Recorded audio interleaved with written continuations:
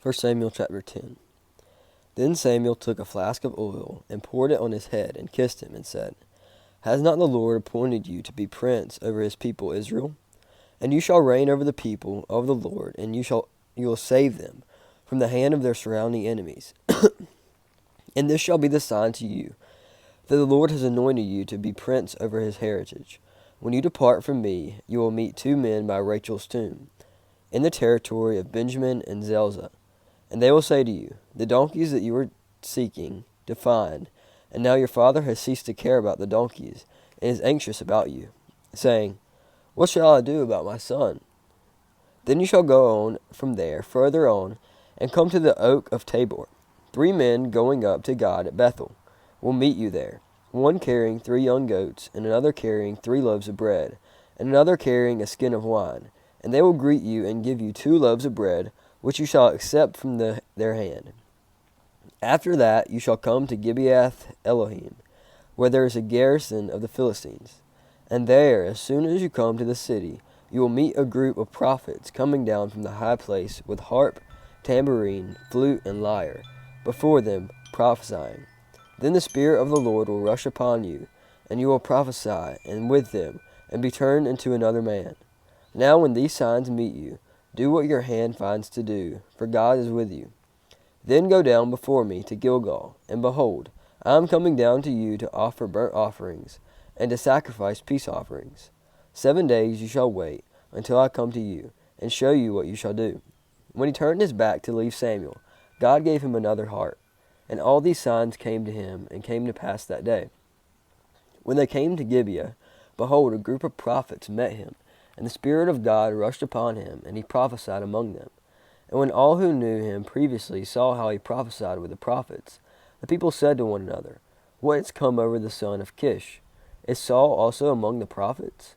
And a man of the place answered, And who is their father? Therefore it became a proverb, Is Saul also among the prophets? When he had finished prophesying, he came to the high place. Saul's uncle said to him and to his servant, Where did you go? And he said, To seek the donkeys, and when we saw they were not to be found, we went to Samuel. And Saul's uncle said, Please tell me what Samuel said to you. And Saul said to his uncle, He told us plainly that the donkeys had been found, but about the matter of the kingdom of which Samuel had spoken, he did not tell him anything. Now Samuel called the people together to the Lord at Mizpah, and he said to the people of Israel, Thus says the Lord, the God of Israel, I brought up Israel out of Egypt, and I delivered you from the hand of the Egyptians, and from the hand of all the kingdoms that were oppressing you. But today you have rejected God, who saved you from all your calamities and your distress, and you have said to him, Set a king over us. Now therefore present yourselves before the Lord by your tribes and by your thousands. Then Samuel brought all the tribes of Israel near, and the tribe of Benjamin was taken by lot. He brought the tribe of Benjamin near by its clans, and the clan of the Matarites was taken by lot. And Saul the son of Kish was taken by lot. But when they sought him, he cannot be found. So they sought him, so they inquired of the Lord, Is there a man still to come? And the Lord said, Behold, he has hidden himself among the baggage. Then they ran and took him from there. And when he stood among the people, he was taller than any of the people from his shoulders upward. And Samuel said to all his people, Do you see him whom the Lord has chosen? There is none like him among all the people. And all the people shouted, Long live the king. Then Samuel told the people the rights and duties of the kingship, and he wrote them in a book and laid it up before the Lord. Then Samuel sent all the people away, each one to his home. Saul also went to his home at Gibeah, and with him went men of valor whose hearts God had touched. But some worthless fellows said, How can this man save us? And they despised him and brought him no present, but he held his peace. Chapter 11.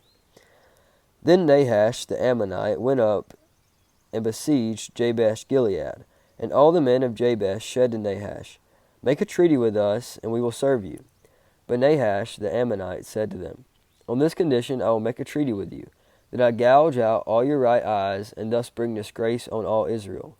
The elders of Jabesh said to him, Give us 7 days' respite, that we may send messengers through all the territory of Israel. Then if there is no one to save us, we will give ourselves up to you. When the messengers came to Gibeah of Saul, they reported the matter in the ears of the people, and all the people wept out loud. Now behold, Saul was coming from the field behind the oxen, And Saul said, "What is wrong with the people that they are weeping?" So they told him the news of the men of Jabesh, and the Spirit of God rushed upon Saul when he heard these words, and his anger was greatly kindled. He took a yoke of oxen and cut them in pieces, and sent them throughout all the territory of Israel by the hand of the messengers, saying, "Whoever does not come out after Saul and Samuel, so shall it be done to his people." And they came out as one, so shall it be done to his people. So shall it be done to his oxen. Then the dread of the Lord fell upon the people, and they came out as one man. When he mustered them at Bezek, the people of Israel were 300,000, and the men of Judah 30,000. And they said to the messengers who had come, Thus shall you say to the men of Jabesh Gilead, Tomorrow by the time the sun is hot, you shall have salvation. When the messengers came and told the men of Jabesh, they were glad. Therefore the men of Jabesh said, Tomorrow we will give ourselves up to you, and you may do to us whatever seems good to you. And the next day Saul put the people in 3 companies, and they came into the midst of the camp in the morning watch, and struck down the Ammonites until the heat of the day. And those who survived were scattered, so that no 2 men of them were left together. Then the people said to Samuel, Who is it that said, Shall Saul reign over us? Bring them in, that we may put them to death. But Saul said, Not a man shall be put to death this day, for today the Lord has worked salvation in Israel. Then Samuel said to the people, Come, let us go to Gilgal, and there renew the kingdom. So all the people went to Gilgal, and there they made Saul king before the Lord in Gilgal. There they sacrificed peace offerings before the Lord, and there Saul and all the men of Israel rejoiced greatly. Chapter 12. And Samuel said to all Israel, Behold, I have obeyed your voice in all that you have said to me, and have made a king over you. And now behold, the king walks before you, and I am old and gray, and behold, my sons are with you, and I have walked before you from my youth until this day. Here I am, testify against me before the Lord, and before his anointed. Whose ox have I taken, or whose donkey have I taken? Or whom have I defrauded? Whom I have oppressed? Or whose hand have I taken bribe to blind my eyes with it? Testify against me, and I will restore it to you. They said, You have not defrauded us, or oppressed us, or taken anything from any man's hand. And he said to them, The Lord is witness against you, and his anointed is witness this day, that you have not found anything in my hand. And they said, He is witness. And Samuel said to the people, The Lord is witness, who appointed Moses and Aaron, and brought your fathers up out of the land of Egypt. Now therefore stand still, that I may plead with you before the Lord concerning all the righteous deeds of the Lord, that he performed for you and for your fathers. When Jacob went into Egypt, and the Egyptians oppressed him, then your fathers cried out to the Lord, and the Lord sent Moses and Aaron, who brought your fathers out of Egypt, and made them dwell in this place. But they forgot the Lord their God, and he sold them into the hand of Sisera, commander of the army of Hazor, and into the hand of the Philistines, and into the hand of the king of Moab. And they fought against them. And they cried out to the Lord, and said, We have sinned, because we have forsaken the Lord, and have served the Baals and the Ashtaroth. But now deliver us out of the hand of our enemies, that we may serve you. And the Lord sent Jerubbaal and Barak, and Jephthah and Samuel, and delivered you out of the hand of your enemies on every side, and you lived in safety. And when you saw that Nahash, the king of the Ammonites, came against you, you said to me, No, but a king shall reign over us. When the Lord your God was your king, and now, behold, the king whom you have chosen, for whom you have asked, behold, the Lord has set a king over you. If you will fear the Lord and serve him, and obey his voice, and not rebel against the commandments of the Lord, and if both you and the king who reigns over you will follow the Lord your God, it will be well.